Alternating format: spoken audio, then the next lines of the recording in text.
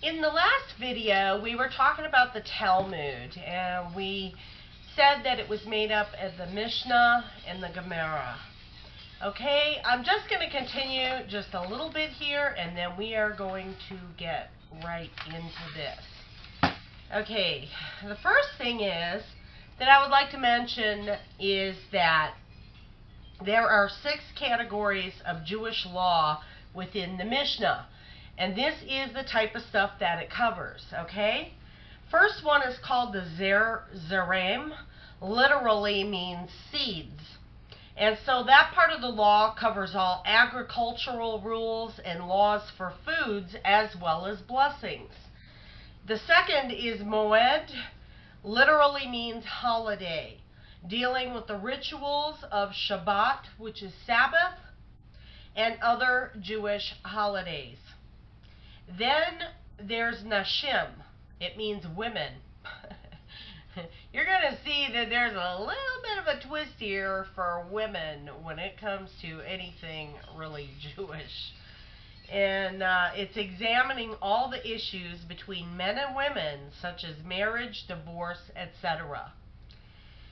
Then there's the Nezikin, literally damages. Okay, covering civil and criminal law.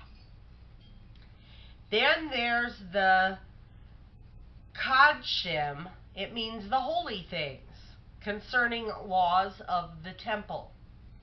And the last part is the Taharat, literally means pure things concerning the laws of spiritual purity and impurity. It says that Rabbi Yehuda Nahasi finished the Mishnah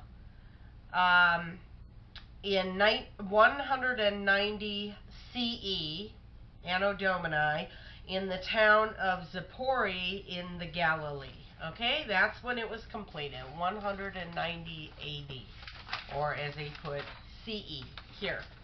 And then one other point.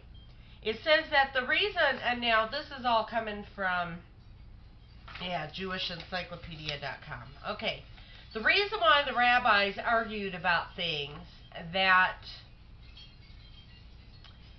may not have any application to everyday life was to try to get to the truth in an abstract way, to understand the logic and extract the principle from that logic, okay?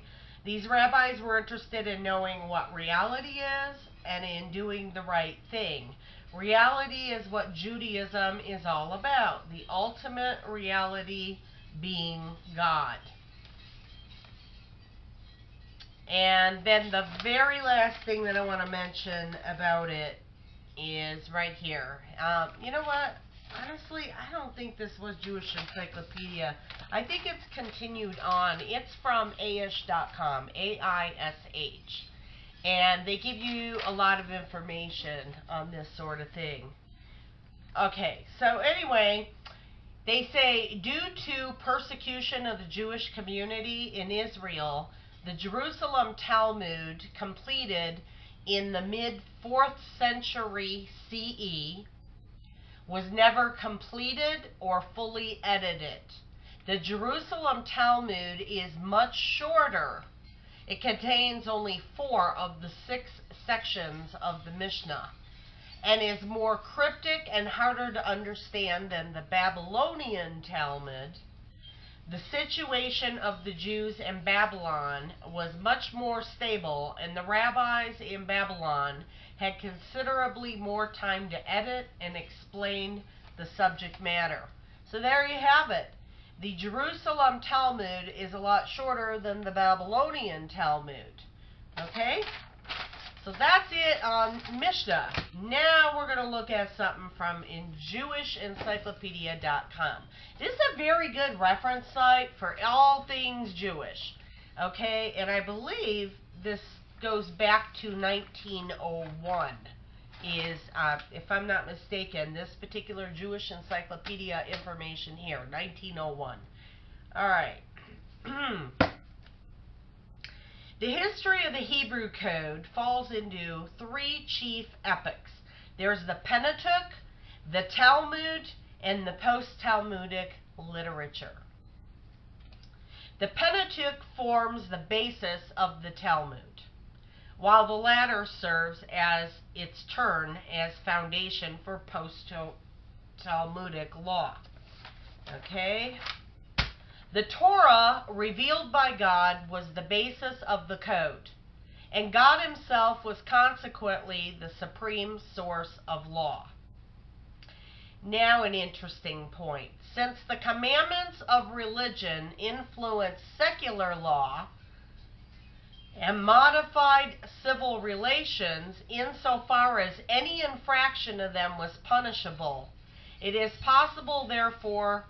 impossible, therefore, to differentiate sharply between religious and secular law. It was the law of the land, even if you weren't Jewish. These laws were the law of the land.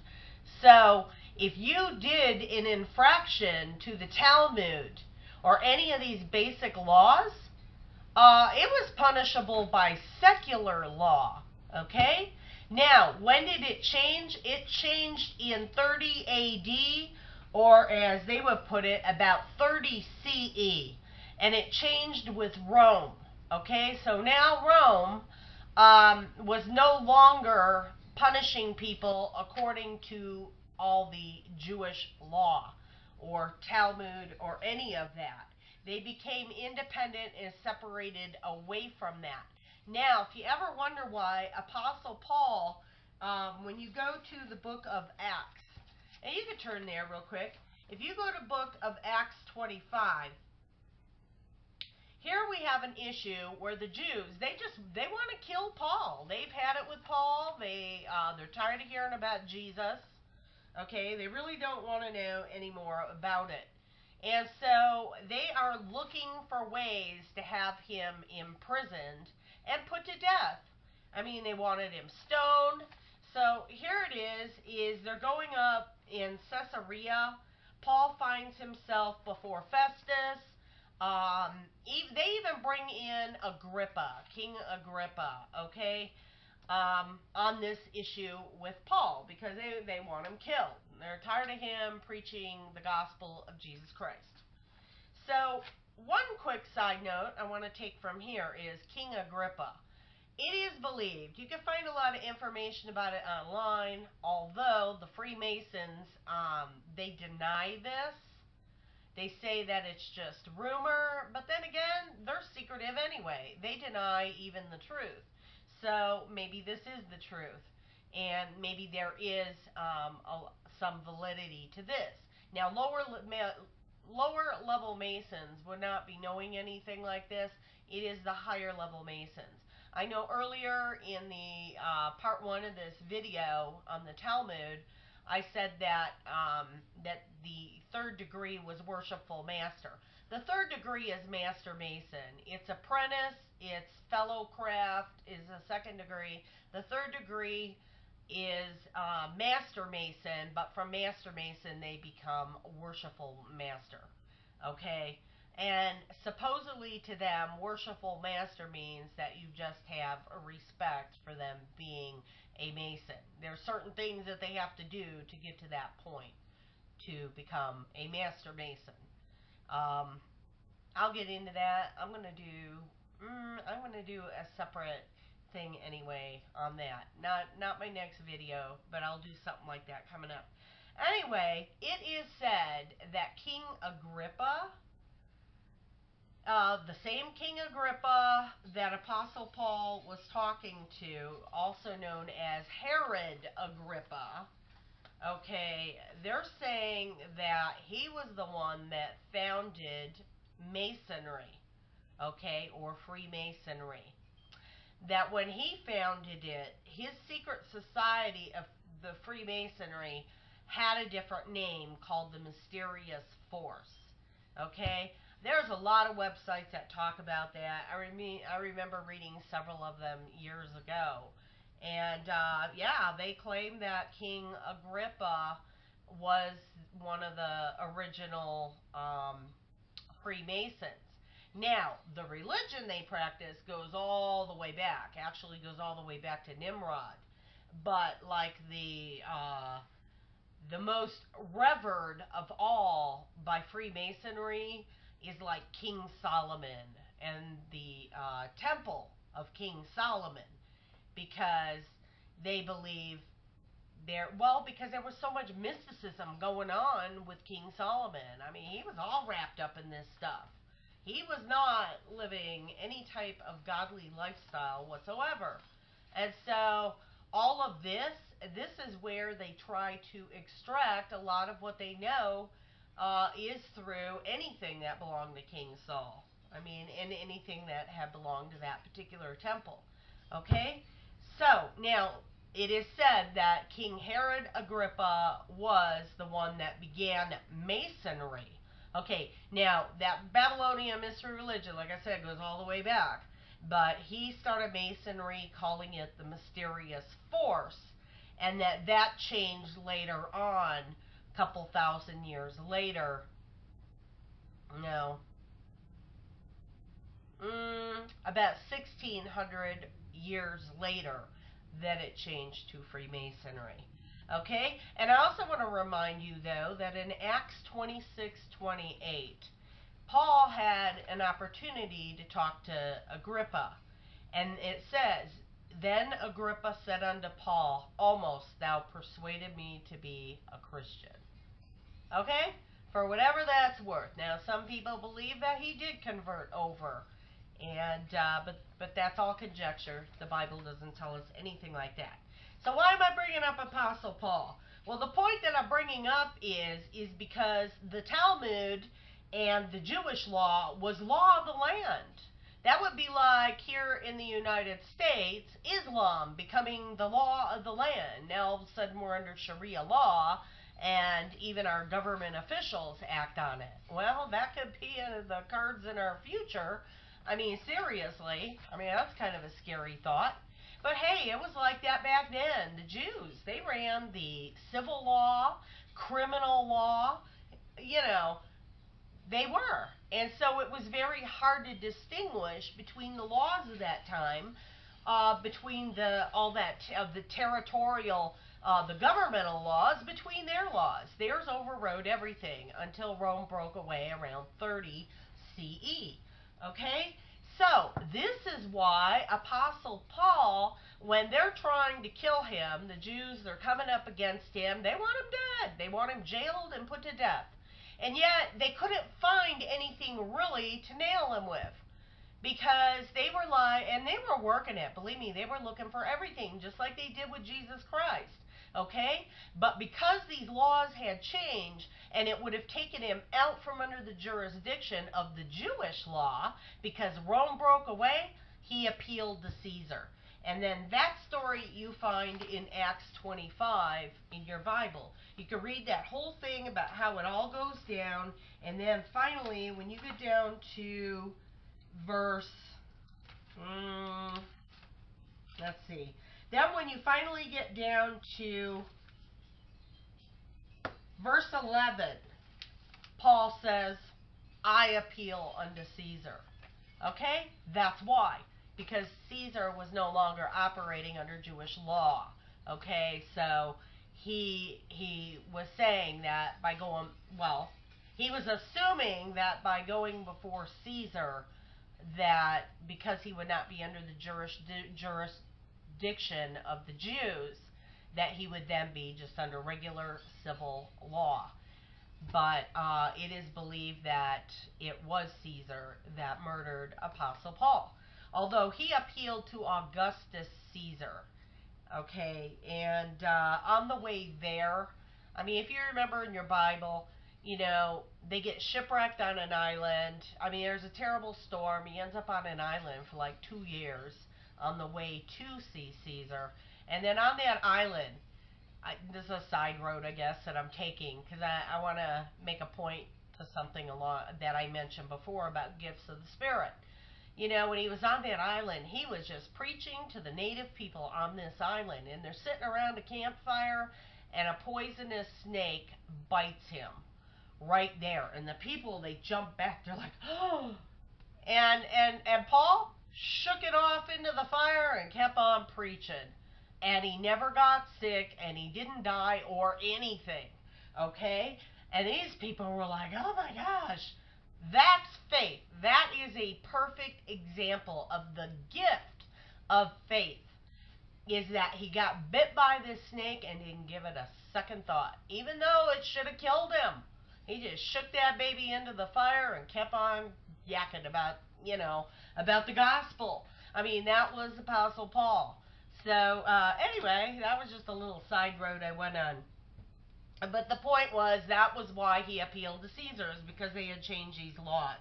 Now, the very last thing that I want to say about this, before we get into some of these things,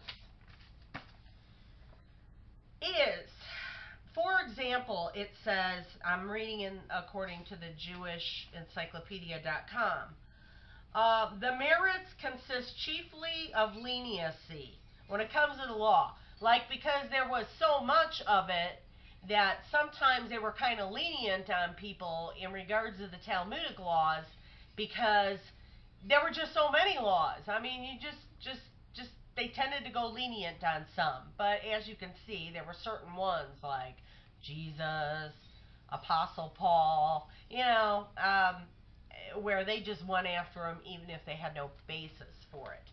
It says, for example, while the code recognized capital punishment and the frequency of its infliction as ordered by the Pentateuch, it rendered the death sentence practically impossible, since this penalty was so conditioned by requirements of proof of malice aforethought that finally guilt could no longer be proved. Yeah, these are all their own additions to this Talmudic law. And this is exactly the same thing I mean when I say that they wrote things, loopholes into it to get around things. They put so many loopholes in there, they couldn't even punish anybody. They had to go lenient on some things because it was by their own hand that they took the Pentateuch, which should have been a cut and dry thing, and here under Talmudic law they had to the nth degree, so much little things and little things added that they couldn't even do anything when people did break those laws. Okay? And this is probably why they really had nothing on Paul. And Paul, like I said, appealed to Caesar.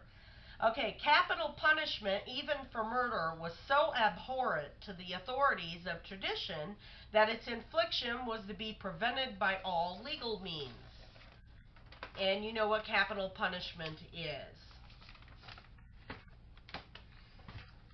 Capital punishment is the punishment fits the crime. You steal, you get your arm cut off.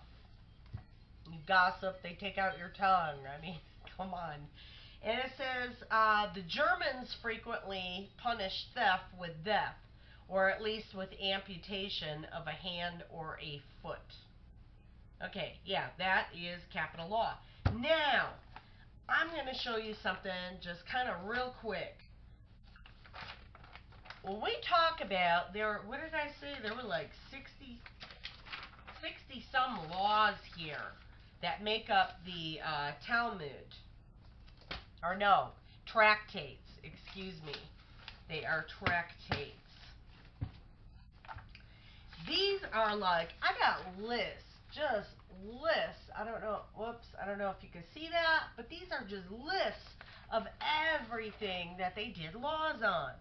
And I mean, it's even in alphabetical order on everything. Acceptance, accessories, accidents, accommodation of the law. I mean, there is a ton. I've got page after page of these things. Everything having to do with everything. I mean, it's almost like they didn't leave even gifts. When it came to gift giving, they had, every little thing in there about what you could do and what you couldn't do and what was allowable and when it was allowable. It's crazy. You see all of these. I mean, they spent a lot of time writing this stuff. And it's just amazing to me that anybody would even be able to memorize anything on this, So, first of all, I'm trying to check and see. There were, I think I said there were like 63 or 60 some tractates. I can't remember. I can't find my page. It was 60-some tractates. And believe me, I'm looking at this list. There's got to be every bit of that many. Okay, it says, while the foregoing list will give an idea of the extent of the Talmudic code, an estimate of its value compared with other systems may be gained by a perusal of the following list of rubrics which do not occur in the Talmud. And I mean, it's stuff like bankruptcy, commercial firms, counterfeiting, embezzlement, insurance. You ever wonder why Jews are running New York? I mean, look at this. They are into business and finance. Okay?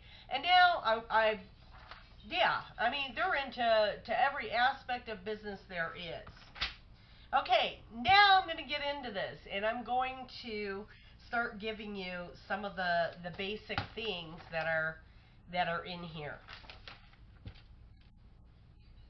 It's, a real quick point. The Jerusalem Talmud, this is the smaller Talmud, covers all the tractates of Zerium, which is the very first thing that I read to you on the list of 6, while the Babylonian Talmud covers only tractate Barakat. Okay, Barakat is the first tractate of Seder Zerium that deals with laws relating to plants and farming. Okay, now we're going to look at some of these things. First of all, we're going to take a look under Jewish law about divorce. Okay, this ought to be an interesting one. Jewish law permits divorce as an unfortunate necessity. Civil divorce does not dissolve a Jewish marriage. Can you imagine? So if you're Jewish and civilly you get a divorce, you're still married under Jewish law. A man can divorce a woman for any reason or for no reason, but rabbinical law requires the woman's consent. This is basic level. In traditional Jewish law, a woman cannot initiate a divorce. It gives new meaning to it's a man's world. Now I'm going to read about Jewish attitude toward divorce.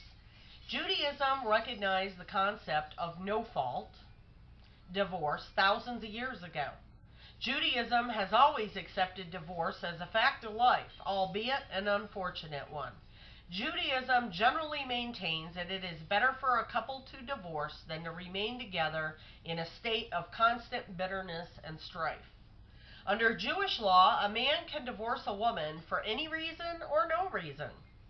The Talmud specifically says that a man can divorce a woman because she spoiled his dinner. This is how crazy it is. Or simply because he finds another woman more attractive. See what I'm saying? This is those little loopholes. You know, there's a contrast between what Jesus says and what they do, and what God said originally in the laws and what they do. He didn't tell him he could leave another woman because he found another one more attractive. My goodness. Okay, and the woman's consent to divorce is not required. Okay? They can just divorce you. Hey, I like this one over here. Done. Okay. In fact, Jewish law requires divorce in some circumstances. It requires it. When the wife commits a sexual transgression, a man must divorce her even if he is inclined to forgive her.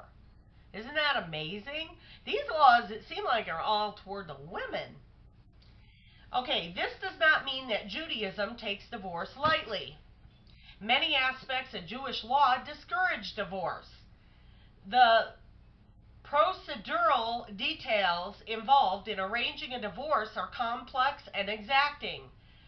Except in certain cases of misconduct by the wife, a man who divorces his wife is required to pay her substantial sums of money. Oh my gosh, California must be under Jewish law. Okay, as specified in the ketubah, the marriage contract. In addition, Jewish law prohibits a man from remarrying his ex-wife after she has married another man. Kohanim cannot marry divorcees at all. Kohanim cannot marry divorcees at all. Okay. All right. Now, what are the laws according to adultery? So I'm telling you, this is very one-sided. Oh, they claim that women's rights are enforced as far as adultery, according to the 1901 Jewish Encyclopedia. Sexual intercourse of a married woman with any man other than her husband. The crime can be committed only by and with a married woman for the unlawful intercourse of a married man with an unmarried woman is not technically adultery in the Jewish law.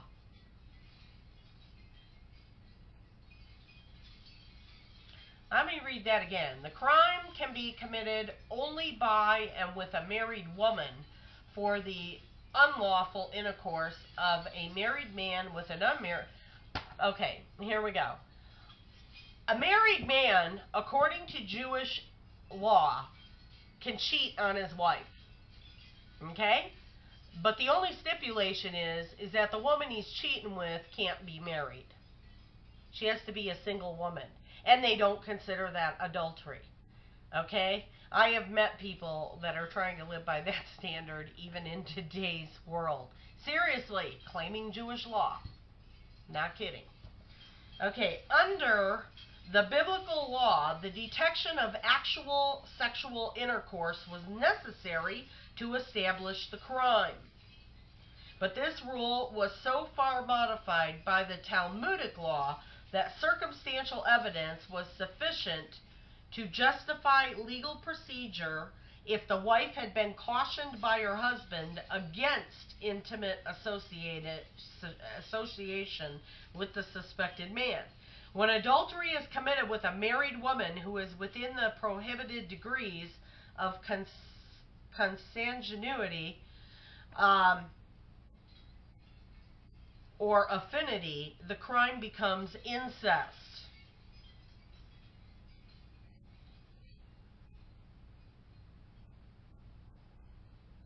Wow. Although the common opinion of mankind is more inclined to condone the adultery of the husband than that of the wife, modern law has ignored the distinction between the two crimes, and technically they are alike. But the ancient Jewish law, as well as other systems of law which grew out of a patriarchal state of society, does not recognize the husband's infidelity to his marriage vows as a crime. And it was not until comparatively recent times that the woman was legally entitled to enforce her husband's faithfulness and was given the right to demand a bill of divorce for his sexual immorality. The sin of concubinage is, however, already severely condemned in Leviticus Rabbah. Okay, the sin of having a concubine, having other women to the marriage. Now they can't do it, but back before they could do it. Okay, now here's kind of a weird one. This one's called the deaf and dumb in Jewish law. Okay, in Jewish, and this is by Louis Ginsburg, Julius Greenstone,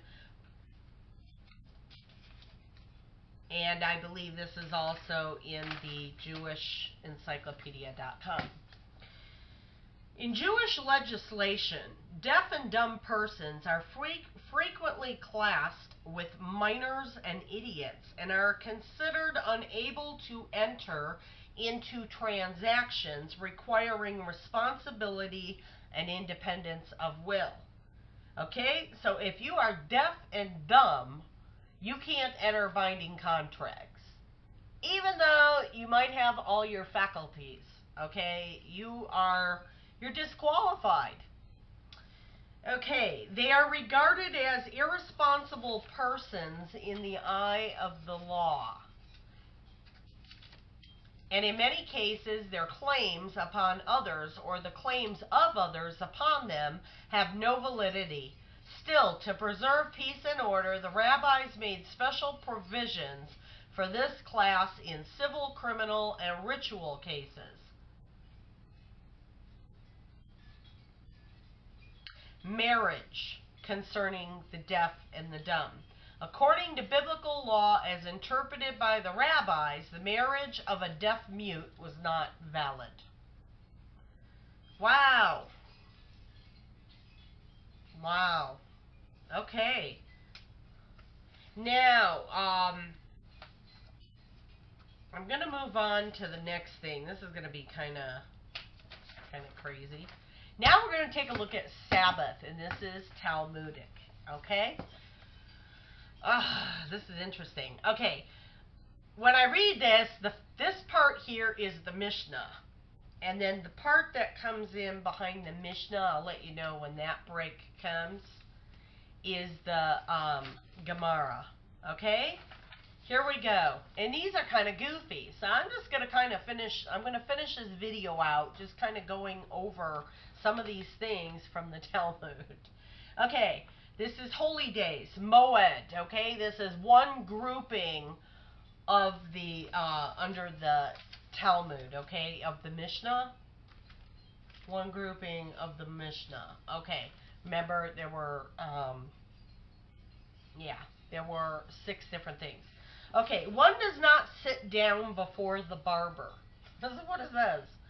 Close to the time of the afternoon prayer, unless he has already said his prayer. Neither shall he enter the bathhouse or a tannery, or sit down to eat, or begin a lawsuit. But if they have begun it, they need not interrupt it. One interrupts for the reading of Hear, O Israel. You know that scripture, Hear, O Israel, our God is one God. That's a big deal in the, it's a big deal, but it's big to the Talmud. But not for the prayer. A tailor should not take his needle on Sabbath eve just before nightfall.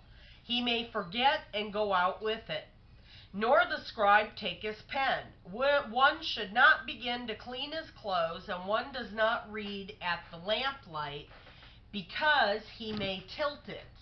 But the schoolmaster may supervise the reading of the children, but he himself should not read. This is some crazy stuff.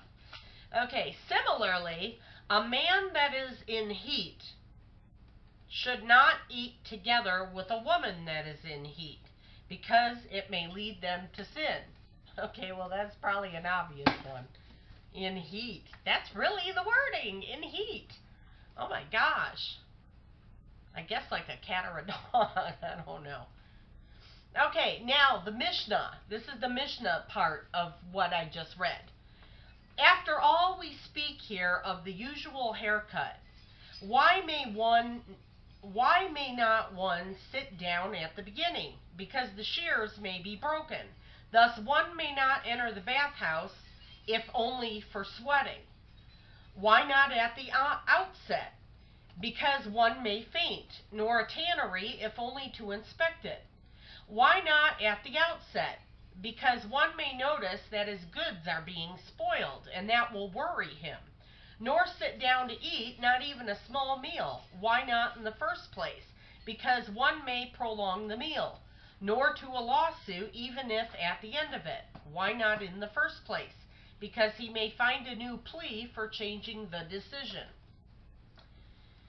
What constitutes the beginning of hair cutting, Rabbi Abim says, when the sheet is spread on one's knee? What constitutes the beginning of a bath? Rabbi Abim says, when one takes off his coat. And what is the beginning of tanning? When one tied his apron round his shoulders. When does the meal begin? Rabbi says, you know what? It just says rabbi. I'm assuming it was rabbi. Okay, they're probably talking about the rabbi that we were talking about already. Okay, when one washed his hands. Rabbi Hanina says, when one loosened his girdle, there is no disagreement here. One speaks of the Babylonians, and the other of the Palestinians. All right, that's kind of weird. And then there's one more little paragraph to it. The word said is capitalized. Said the Holy One, blessed be he to Moses, I have a precious gift in my treasure, and its name is Sabbath, and I wish to give it to Israel. Go and inform them of it. From this remark I infer, says Rabbi Simon ben Gamaliel, that if one gives a piece of bread to a child, he must inform the mother of it. How does one do it? He dabs him with oil and paints him with kohl, K-O-H-L.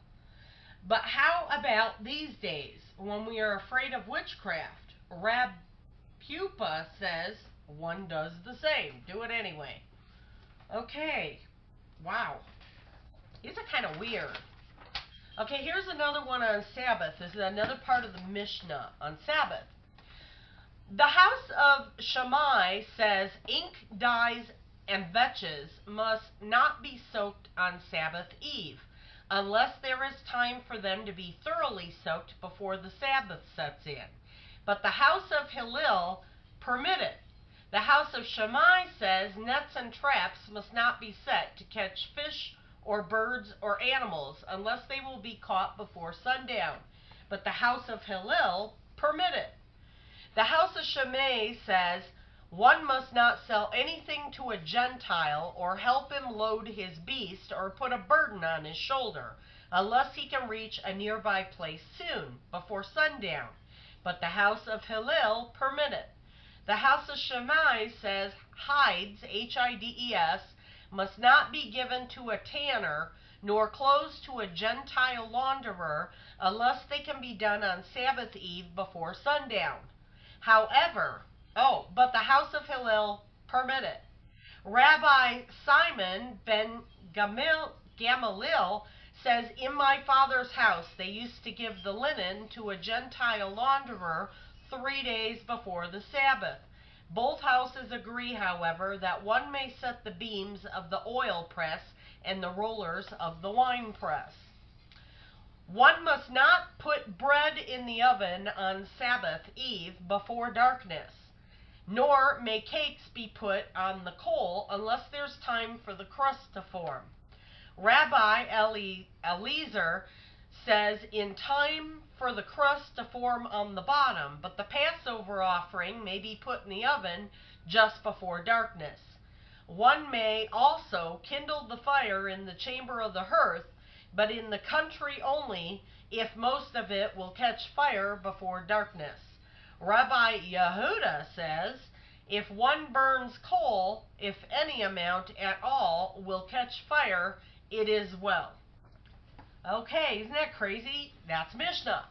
Now, here is where they get into it with their explanations now in Gemara. Okay? The rabbis taught one may open a water canal into the garden on Sabbath Eve, so that the water will flow all day. One may put a perfume sachet under the clothing on Sabbath Eve, so that it will penetrate the clothing all day. One may put sulfur under utensils on Sabbath Eve, so that the process of sulfuring will go on all day. One may put salve on the eye, a plaster on a wound, so that the healing goes on all day.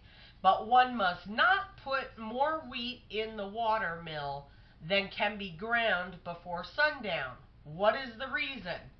Said Rabbah, because of the noise that it makes. Rabbi Joseph said to him, may not the master say, because the utensils have to rest too?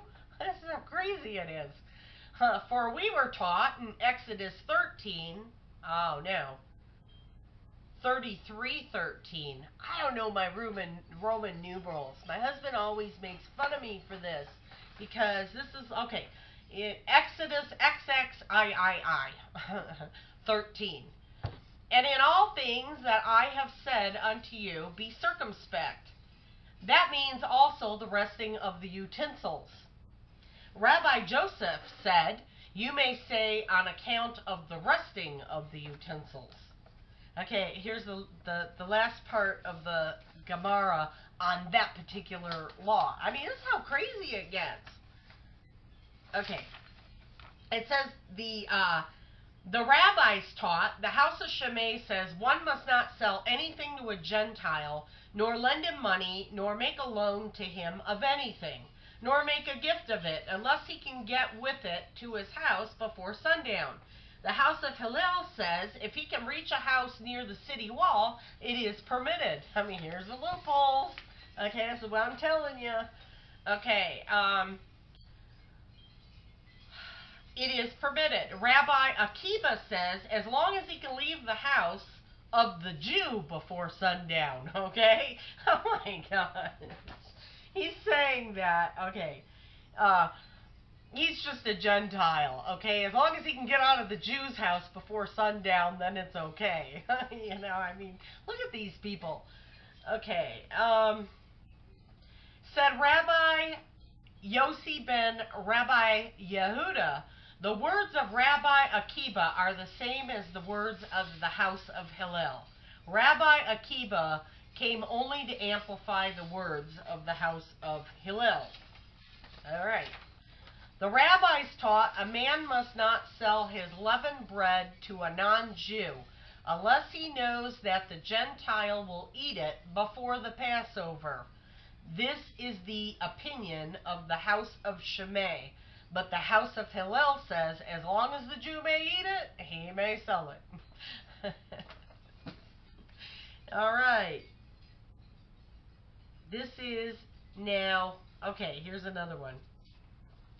The rabbis taught a man must not rent his utensils to, this is still, just on that one Mishnah, this is still more Gemara. I thought for a moment I made a mistake here and I forgot to put Mishnah in here. No, this is still commentating on that one law, okay? They don't even want their utensils to work, you know? They don't want chickens laying eggs. They don't want nothing on Sabbath. It's to the point where, you know, they don't even want their animals doing anything that would be considered work. I'm not talking about hooking something up to an animal and making him plow a field.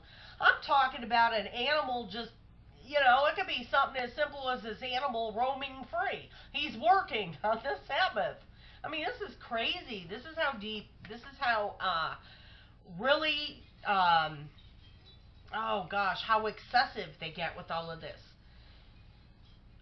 Okay, the rabbis taught one must not send a letter through a Gentile on Sabbath Eve, though one has arranged to pay him for it, unless he can reach the house before sundown.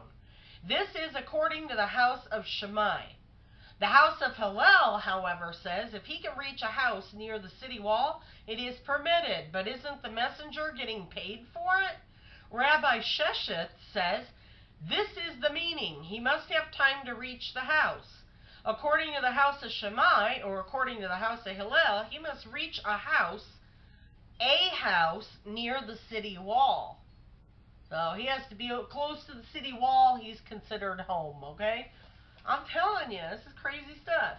But we learned in the first place that one does not send at all. There is no contradiction here. One speaks of a town where there is a post office, and the other speaks of a town where there is no post office. The rabbis taught one must not ship on a boat less than 3 days before Sabbath. This refers to a pleasure trip.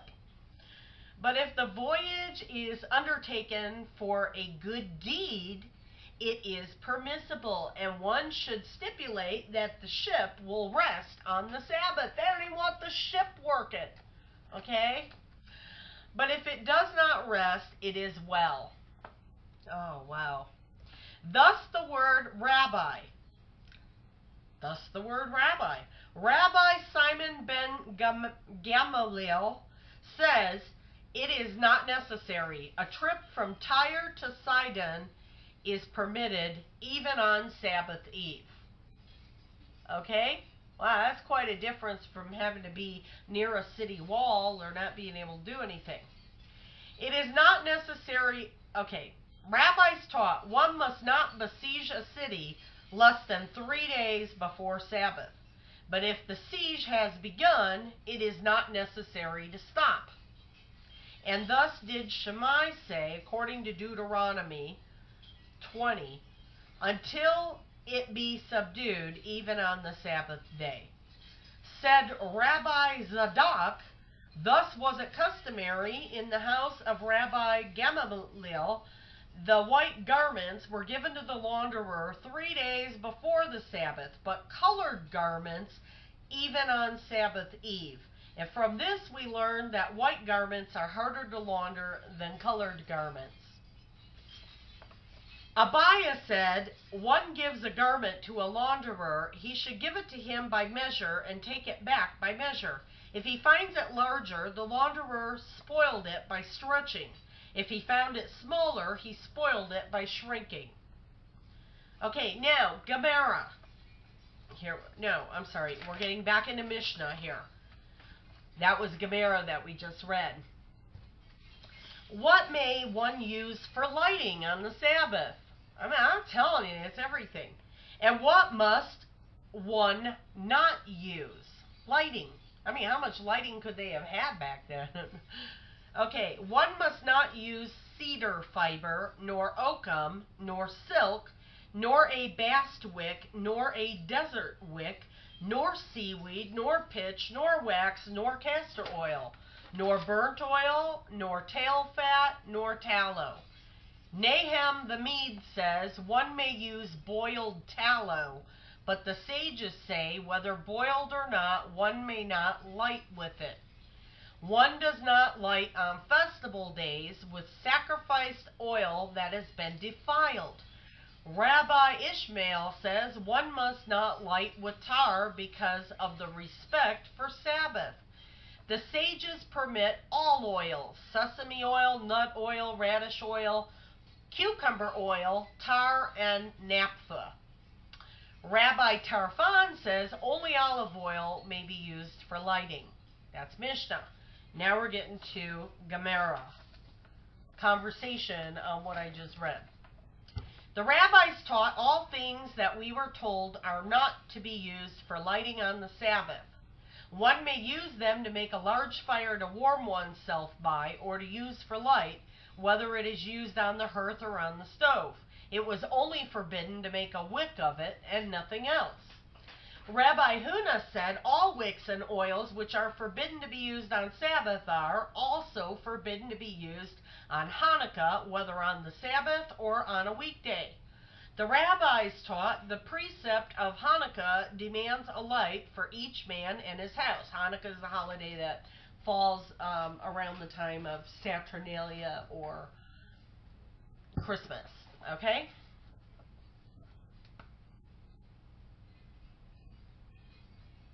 The zealous light a candle for each one.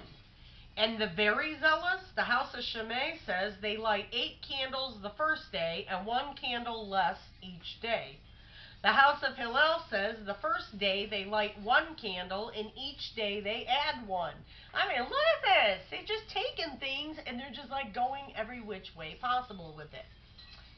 Okay, said Rabbah ben Bar Hanai. In the name of Rabbi Yohanan, there were 2 elders in Sidon. One acted according to the house of Shammai, and one acted as the house of Hillel. The first gave his reason that it should correspond to the offerings of the festival, while the other said one progresses in holy things, but does not retrogress. Retrogress, I think, is deleting a candle each day. Okay, the rabbis taught it is decreed that the Hanukkah light be placed near the door on the outside. But if one lives in an upper story, one puts it at the window nearest the street. But if there is danger, one may put it on a table, Rabbah said. An additional candle is needed if it is to be used for light. What is Hanukkah? The rabbis taught on the 28th day of Kislev begins the festival of Hanukkah. It lasts 8 days. On these, no lamentations for the dead nor fasting is allowed. For when the Greeks entered the temple, they defiled all the oils. When the Hashmoneans overpowered and defeated them, they searched and found only one vial of oil, which was lined with the seal of the high priest. And there was not more of it than enough for 1 day. But a miracle was performed, for it burned 8 days. The following year, these days were decreed a festival with rejoicing, hallelujah, and thanksgiving. Oh, that makes sense. Then I guess that's why Hanukkah, there's so much to do with lighting and candles, you know, the menorah. It was taught if a spark from the anvil caused a damage, the smith is liable for it.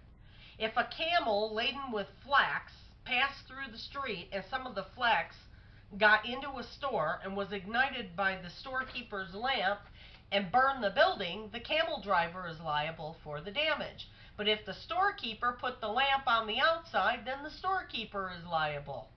Rabbi Yehuda says if it were a Hanukkah light, he is not liable. Rabina said in the name of Rab, this shows that a Hanukkah lamp must be put 10 feet from the ground. If you think it should be more than 10, then he could have said he should put it higher than the camel and its driver. Yet if we put one too much trouble, he may not observe the precept altogether. They're putting, you know, that's funny, and he should recognize that, because he says if we put one too much trouble, he may not observe the precept altogether. What do you think the whole entire thing is here that I'm reading? Rabbi Kahana said, Rabbi Nathan Bar Minyami explained to Rabbi Tanim's name. A Hanukkah lamp that is put higher than 20 ells is unfit, the same as sukkah or marquee over an entrance. Said Rabbi Yehuda in the name of Rabbi Ashi, in the name of Rab, one must not count money by the light of a Hanukkah lamp. When I said this before Samuel, he answered, is there any sanctity attached to the lamp? Rabbi Joshua ben Levi was asked, may one make use of the decorations of the sukkah during the 7 days of festival? He answered, indeed, we were told that one must not count money at the light of the Hanukkah lamp.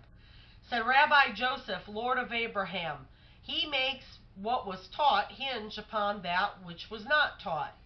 As for the sukkah, we were explicitly taught, while as for Hanukkah, it was not taught. It was taught if the roof is according to the law, decorate it with hangings and rugs, and suspend it nuts, peaches, almonds, pomegranates, grape clusters, garlands, ears of corn, wine, oil, flowers. It is forbidden to use them before the festival, but if one made a condition, all is in accordance with the condition. Okay. Rabbi Joshua ben Levi said, all the oils are fit to be used for a lamp, but olive oil is the best. Abiah said, at first the master used to search for the sesame seed oil, or the sesame oil. He would say that the light lasts longer, but when he heard of what Rabbi Joshua ben Levi taught, he looked only for olive oil. This, he said, gives a clearer light.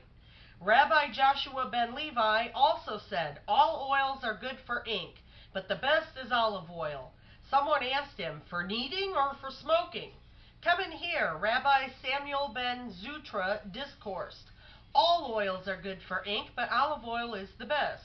Also for kneading and for smoking. Rabbi Samuel ben Zutra taught as follows. All soot are good for ink, but olive oil is the best. Rabbi Huna said all resins are good for ink, but balsam resin is the best.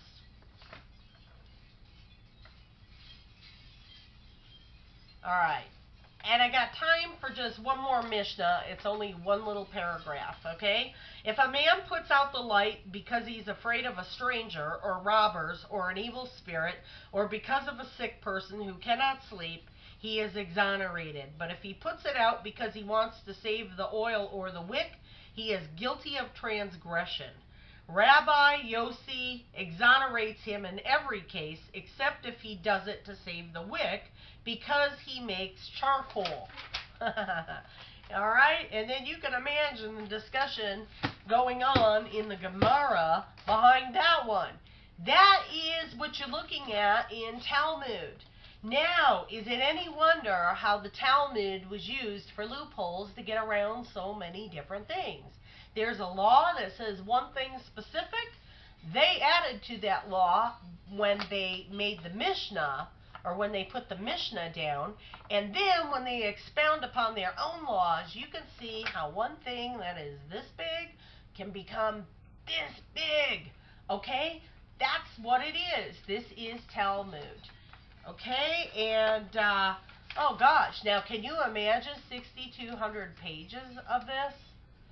6,200 pages of this. And that all of these laws had to be fluid and memorized. They had to know what they had to know. You know, according to their rabbi or whoever it was that they followed or looked up to. I don't know if these rabbis were in jurisdiction of certain areas, but everybody had to live under this, and they had to know it. They had to know it. Okay? So, I'll tell you, the Talmud is quite an expensive work. I hope that you learned something here. I hope you weren't too bored with this video. But mainly, I just wanted to show you little excerpts and pieces from the Talmud and give you an understanding of what it is, what it's comprised of, when it was done, who's responsible for it, and I hope that I've accomplished that. Anyway, I hope you learned something. God bless you, and I hope that you will be blessed.